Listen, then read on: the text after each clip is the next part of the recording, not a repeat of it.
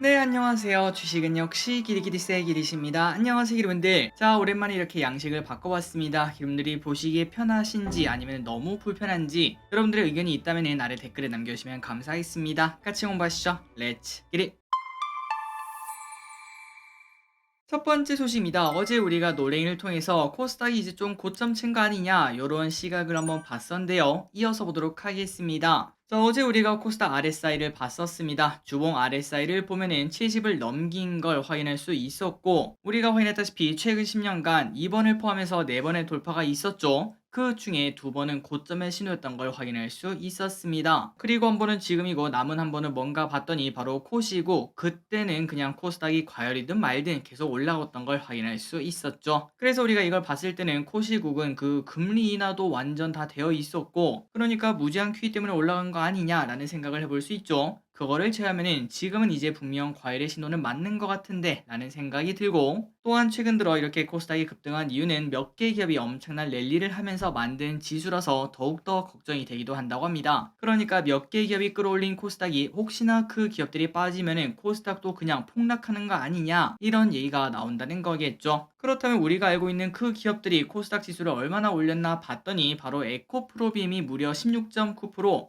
에코프로가 13%, LNF가 4%로 이 세 가지가 코스닥을 거의 35% 정도 끌어올린 걸 확인할 수 있습니다. 그럴 리는 없겠지만 만약에 이 세 가지가 그냥 제자리로 갔다고 가정하자면은 코스닥이 지금까지 오른 거에 한 반 정도는 그냥 반납할 수도 있다는 거겠죠. 그렇기 때문에 지금 에코프로 BM, 에코프로 요 친구들을 보면서 코스닥 인버스를 살지 말지 고민하시는 분들이 많다고 합니다. 자, 그러면 무조건 코스닥 인버스를 사야 될까요? 코스닥이 무조건 떨어질까요? 그런데 꼭 그런 건 아닙니다. 코시국에 그런 것처럼 이번에도 변수라는 게 당연히 존재할 수 있고요. 게다가 우리가 방금 봤다시피 코스닥을 2차전지가 조금 많이 올린 게 부담이라고도 볼 수 있지만, 그런데 그 와중에 그런데 2차전지가 그렇게 많이 올랐다는 거는 그만한 힘이 있다는 거 아니겠습니까? 그 힘이 연속적으로 나오며 하락이 나오더라도 그냥 조금 하락하고 말고 혹은 보합권을 나타낸다거나 만약에 또 더 상승한다면은 그러면은 우리가 여기에 대한 부담이 완전 없어진다고 볼 수 있고, 그리고 이 와중에 2차전지가 조금 쉬어가는 것 같으니까 다른 코스닥 기업으로 그 돈 그대로 또 몰려간다면은, 참고로 코스닥 시가총액 상위 종목에는 게임주와 바이오가 있습니다. 이쪽으로 돈이 간다면은 코스닥 1000포인트를 그냥 노려볼 수 있는 그런 상황이 펼쳐질 수도 있겠죠. 그러니까 완전 반대 시각을 이렇게 가질 수도 있는데, 지금 현재 코스닥 전체 시총에서 급격히 오른 5개 종목을 빼면은 지난해 6월 수준밖에 안 된다고 합니다. 그래서 편하게 지수로 얘기하자면은 지금 코스닥이 900포인트인데 많이 오른 걸 빼고 나면은 750에서 800포인트 사이로 이거는 고평가가 아니지 않나라는 이야기를 당연히 해볼 수 있다고 합니다. 그러니까 앞으로 2차전지 주가 흐름이 어떨지 거기에 따라서 코스닥이 방향이 정해진다고 해도 과언이 아니겠네요.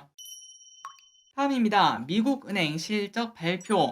지역은행의 어려움이 여전한 가운데 BOA가 어닝 서프라이즈를 기록을 했습니다. 사람들이 깜짝 놀랐죠. 그렇다면 그 이유가 뭔가 봤더니 SVB 사태 이후 중소형 은행에서 돈을 빼가지고 불안하니까 빼지 않겠습니까? 그런데 그 돈을 집에 금고에 냅둘 수 없으니까 야, 대형은행은 안전하겠지 라는 이야기와 함께 대형은행으로 이동을 한 것을 확인할 수 있었습니다. 그래서 미국의 대형은행 실적 이서프라이즈가 나왔다고 하며, 그리고 이 와중에 블러드 총재는 월가에서 6개월 뒤에 침체가 올 것이다 이런 예측이 많지만, 그런데 오히려 지금은 경제가 확장 중이라며 금리를 더 올려야 된다 이러한 발언을 지속적으로 나타내고 있습니다. 게다가 보스틱 총재도 금리를 인상할 것이 예상된다 이렇게 발언을 해서, 그래서 미국 증시는 여전히 올라가지도 못하고 그렇다고 크게 떨어지지도 않는 완전 눈치 보기 장세를 만드는 걸 확인할 수 있죠. 그러니까 우리가 지금 봤을 때 뭔가 불안불안한 건 사실입니다. 혹시나 여기서 안 좋은 소식이 뜬다면은 진짜 여기서 연준이 뭐 금리를 2번 이상 인상을 한다 이런 얘기를 한다면은 또다시 증시는 충분히 출렁거릴 수 있는데, 그런데 이 와중에 빅스 지수는 16.83까지 하락해 작년 1월 이후 최저치를 기록을 했다고 합니다. 그리고 참고로 왼쪽에 보시면은 최근 4년간 빅스 선물 지수인데, 딱 보다시피 지금 라인 이 정도 라인까지 오면은 보통은 다시 올라가더라라는 걸 확인할 수 있죠. 과연 이번에도 이러한 변동성이 또 나타날지 한번 지켜봐야 될 것 같습니다. 다음입니다. 향후 경제 전망을 보도록 하겠습니다. CNBC에서 설문조사를 진행한 결과 69%가 향후 1년 경제에서 비관적으로 보았다고 합니다. 이는 CNBC에서 여론조사를 실시한 17년 중 최고치라고 해서 걱정이 나온다고 하는데요. 응답자 중 67%는 임금이 인플레를 따라잡지 못할 것이다 라고 생각했으며, 81%는 기타 여가비를 줄이고 비용들을 내기 위해 저축을 쓰고 있다 이렇게 말했습니다. 그러니까 저축 까먹는 생활을 하고 있다는 거겠죠. 게다가 향후 1년 내에 침체가 올 것이다 라고 예상한 답변은 57%로 정말 많았고, 이미 침체가 왔다 이런 답변은 9%나 되었다고 합니다. 그러니까 지금 경제에 대해서 조금 걱정이 많은 상황인 것 같습니다. 결국은 경기 침체 오냐 마냐 이 이야기인 것 같은데, 개인적으로 저기리슨 뭐 연말쯤에 한번 이것 때문에 작은 충격이든 큰 충격이든 올 거라고 생각하고 있습니다. 그 부분을 우리가 생각하면서 앞으로 투자를 진행을 해봐야겠죠. 다음입니다. 탄소 배출에 관련된 이야기를 보도록 하겠습니다. EU에서 탄소 국경 제도 법안이 가결되어 10월부터 EU로 철강, 알루미늄, 비료, 전기, 수소 제품 이렇게 6개 제품군을 수출할 때 여객 기업은 탄소 배출량을 보고를 해야 된다고 합니다. 그래서 10월부터 25년 12월까지는 전환 준비 기간으로 배출량을 보고하기만 하고, 26년부터 34년까지는 단계적으로 관세가 부과된다고 한대요.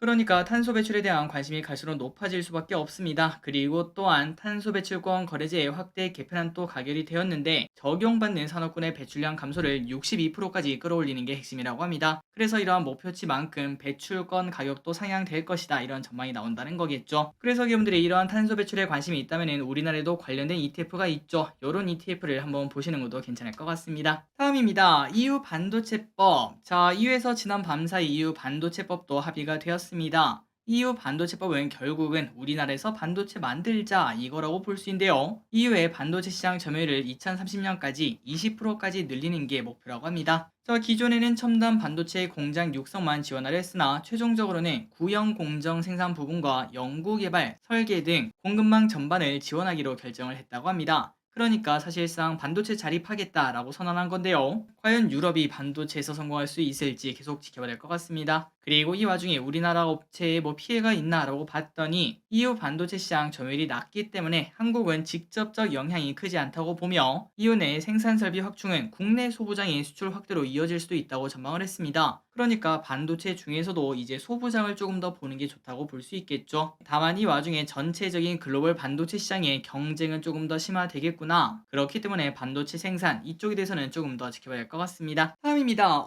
살만한디? 자, 오랜만에 상장하는 ETF 이야기를 해보도록 하겠습니다. 25일날 한국 소부장 ETF가 상장을 한다고 한대요. 마침 방금 전에 봤다시피 반도체 소부장을 보라고 했는데, 야, 나이스 타이밍이다 라는 생각이 듭니다. 그래서 이번에 상장하는 게 두 가지입니다. 신한솔 반도체 소부장 ETF, 그리고 신한솔 2차전지 소부장 ETF. 이렇게 반도체뿐만 아니라 2차전지도 있는 걸 확인할 수 있고, 반도체 소부장에는 LX세미콘, 원익 IPS, 한솔케미칼, 솔브레인, 한미반도체, 리노공업 등등등 20개의 종목이 편입이 되어 있다고 합니다. 그래서 기름들이 이제 반도체 공부하실 때 솔직히 기업이 너무 많아서 뭘 사야 될지 모르겠다, 내년까지 반도체 진짜 좋은 시절 온다고 하는데 어떤 걸 사야 될지 모르겠다, 그렇다면 이걸 사보는 것도 매우 좋은 선택이 될 수 있겠죠. 개인적으로 타이밍도 진짜 완벽하다고 생각하고 있습니다. 그리고 또한 2차전지도 있는데요. 자, 여기에는 에코프로, 에코프로비엠, LNF, 포스코퓨첸, 포스콜딩스, 코스모 신소재, 혹시나 기름들 중에서 2차전지를 이제 보유하고 있지 않은데 지금 사기엔 좀 부담되고, 그렇다면은 ETF로 접근해보는 거 이것도 매우 좋은 방법이라고 볼 수 있겠죠. 아마도 이게 출시되면은 정말 많은 개인 투자자가 이 ETF를 살 것이라고 생각을 해볼 수 있습니다. 이 두 개의 ETF는 향후 전망이 많이 밝기 때문에 꼭 한번 공부해보시면 좋을 것 같습니다.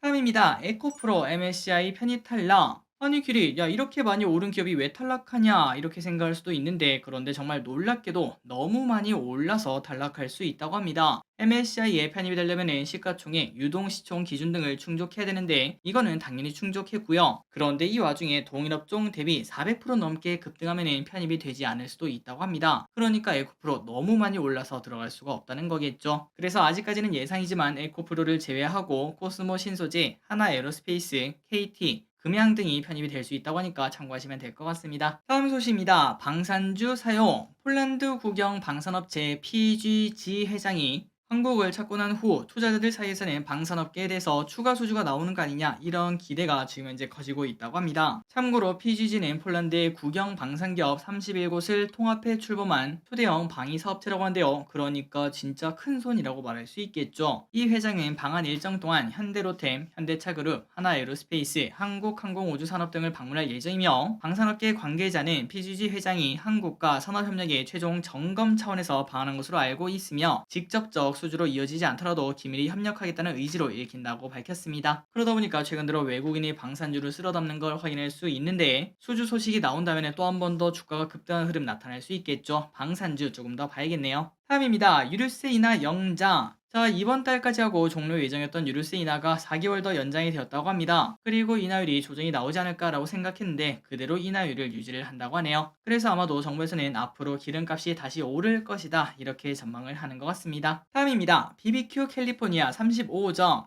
진짜 잘 나가나 봅니다. 무려 35점을 미국 캘리포니아 주에서 열었다고 하는데 미국 35점이 아니라 캘리포니아 35점이라고 합니다. 그렇다면 미국에는 총 몇 개가 있는가? 무려 250여 개 매장을 운영하고 있으며 당연히 장사는 잘 되겠죠. 이거 보니까 갑자기 BBQ가 먹고 싶습니다. 황금 올리브. 가격은 좀 비싸지만 진짜 이거만한 게 또 없다고 볼 수 있겠죠. 다음입니다. 넷플릭스 계정 공유 금지 연기. 수익성을 살리기 위해서 계정 공유 금지 카드를 꺼낸 넷플릭스. 그런데 2분기로 일단 연기를 했다고 한데요. 아마도 반발을 조금 의식한 건가 라고 볼 수 있지만 그런데 2분기 해봤자 어차피 고신 걸 확인할 수 있습니다. 그리고 계정 공유 금지를 하면은 수익성이 확실히 좋아진다고 합니다. 탈출한 사람보다 결제한 사람들이 늘어난다는 뜻이겠죠. 참고로 지금 넷플릭스의 구독자 수는 무려 2억 3,250만 명이나 된다고 하는데 진짜 많은 사람들이 넷플릭스를 보면서 사는 걸 확인할 수 있습니다. 그리고 참고로 지난밤 넷플릭스가 실적 발표를 했습니다. 그런데 여기서 예상치에 부합하는 그런 실적이 나왔고 다만 이 와중에 신규 가입자는 175만 명으로 시장 추정치 241만 명보다 훨씬 더 낮아서 걱정이 현재 나온다고 합니다. 그리고 영업이익도 전년 동기 대비 13% 감소했다고 하네요. 다음입니다. 구글 폴더블 폰 나옵니다. 구글이 올해 상반기 중에 첫 폴더블 폰을 꺼낸다고 합니다. 삼성이 쏘아 올린 폴더블 시장에 이제 하나둘 참여하고 있는 걸 확인할 수 있고 5월에 있는 개발자 회의에서 공개하고 6월달에 출시할 예정이라고 합니다. 자, 지금 예상으로는 구글은 픽셀 폴드 가격을 $1,700, 약 224만원 이상으로 책정할 것으로 보인다고 하며 적극적인 마케팅도 준비하고 있다고 합니다. 그래서 이제 이런 걸 봤을 때 폴더블 폰 관련주 봐야겠죠. 이 구글 폴더블 폰이 지나면은 또 삼성의 폴더블 폰이 또 나올 거고 그 다음에는 애플이 하니 많이 그런 얘기도 나올 것이며 결국은 폴더블 폰 시장이 갈수록 커질 걸 쉽게 예상을 해볼 수 있습니다. 다음입니다. 소주 값이 미쳤어요. 사실 아직 미친 정도까지는 아니지만 곧 미칠 수 있다고 합니다. 그 이유는 소주의 주원료인 주정 가격이 20년 만에 최대폭으로 올랐기 때문인데요. 그래서 결국 소주 가격도 오르는 거 아니냐라는 이야기가 나오고 있고 일단은 지금 정부에서 째려보고 있기 때문에 당분간 오르기는 어렵지만 그런데 소주 한 병의 주정값이 무려 15%나 된다고 합니다. 그러니까 결국 소주 업계의 부담이 커질 수밖에 없고